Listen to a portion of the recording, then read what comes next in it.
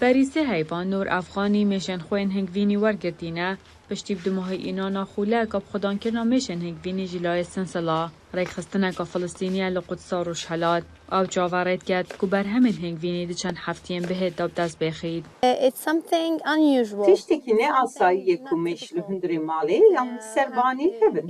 جبومن تشتک بیتر مینا گرینگ داینا فضاییه. اف مشن هنگف وید مالباتا منن گلک هوالینه. اس فیربون کو اس چوالان قدی بکم مینا هبونا حیوانه کی لهندری مالی. او کسی اوی پروژه میشن هنگوینی بروید بد روبر ریک خستنه سنسلایه طارق نصار یک وارمان جاوی او بردوان پیش خستنه بختنه و فلسطینیان. لور ام هول ددن کو راستین لسر عرده لقدس روشلات گوهرینن.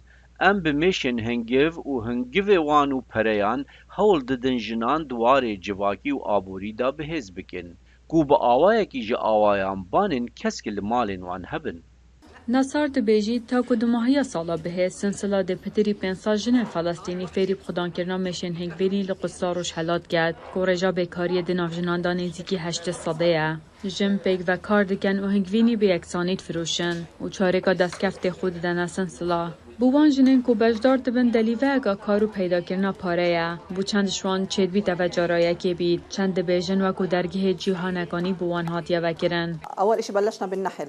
ام فیری گلک تشتا بون درباره مشین هنگوینی اف چاوا دجین چاوا هنگوین چیرکن اف مینا جهانک نویه که من تشتک جه نزانه بو. نیشا جنان هاتیه دان کود آرام بن و هیدی دید ناف مشین هنگوینی دا بلوین دا کنه آزرن.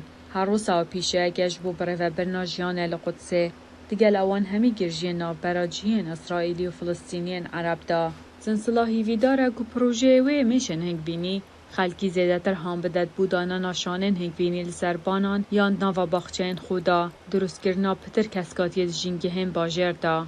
هر روزا بجداری چاره سر کرنا پرزگری که جیهانه یا جنافچونا میشن هنگوینی دیگد. جبو راپور دا لیندا گرادستین هاتین مایی دنگ امریکا